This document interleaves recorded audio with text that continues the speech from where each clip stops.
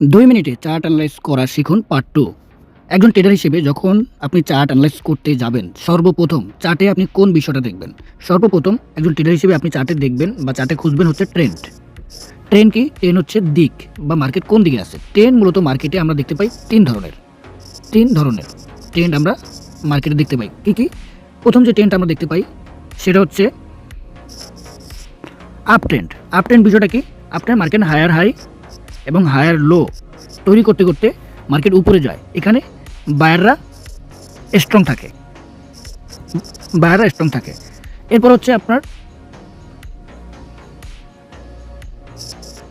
Down ট্রেন্ডে সবসময় lower high এবং লোয়ার লো তৈরি করতে করতে মার্কেট নিচের দিকে আসে। এখানে সেলাররা স্ট্রং থাকে। এরপর হচ্ছে আপনার সাইডওয়েজ ট্রেন্ডটা কীরকম? সাইডওয়েজ বলতে মার্কেট একই রেঞ্জে, মানে আপনার উপরের দিকে নিচের দিকে, মানে বেশি উপরেও না বেশি নিচেও না, একই জায়গায় মার্কেট আপ ডাউন করতে থাকে। একে বলে সাইডওয়েজ অথবা কনসলিডেশন ট্রেন্ড। এই 3 প্রকার ট্রেন্ড আপনি চার্টে দেখতে পারবেন। কি? হায়ার হাই মানে আপ ট্রেন্ড, এটা হচ্ছে আপ ট্রেন্ড, এটা হচ্ছে এটা হচ্ছে ডাউন ট্রেন্ড,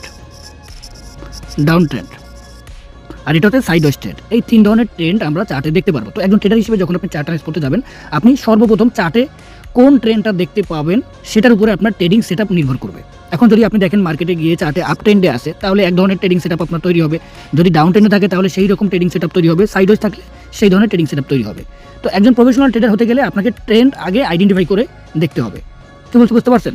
তো আশা করি বুঝতে পারছেন। এই ট্রেন্ড আপনি যদি চিনে থাকেন, পরবর্তী ভিডিওতে আমরা 2 মিনিটে কীভাবে চার্ট অ্যানালাইজ করতে হয় সেটার পরবর্তী পার্ট 3তে আপনার শেখানোর চেষ্টা করব। এইটা প্রথম, যেহেতু সেকেন্ড পার্টে আমরা একদম ট্রেন্ড থেকে শুরু করলাম, একদম বেসিক থেকে, যে প্রথমে চার্টে কী দেখবেন, এরপরে চার্টে কী দেখতে হয় আমরা পরের ভিডিওতে আপনাদের শেখানোর চেষ্টা করব। তো অবশ্যই নতুন দর্শক হয়ে থাকলে আমাদের ফলো করুন, আর যে কোনো বিষয়ে আমাদের কমেন্ট করুন পরবর্তী ভিডিও দেখার জন্য। আল্লাহ হাফেজ।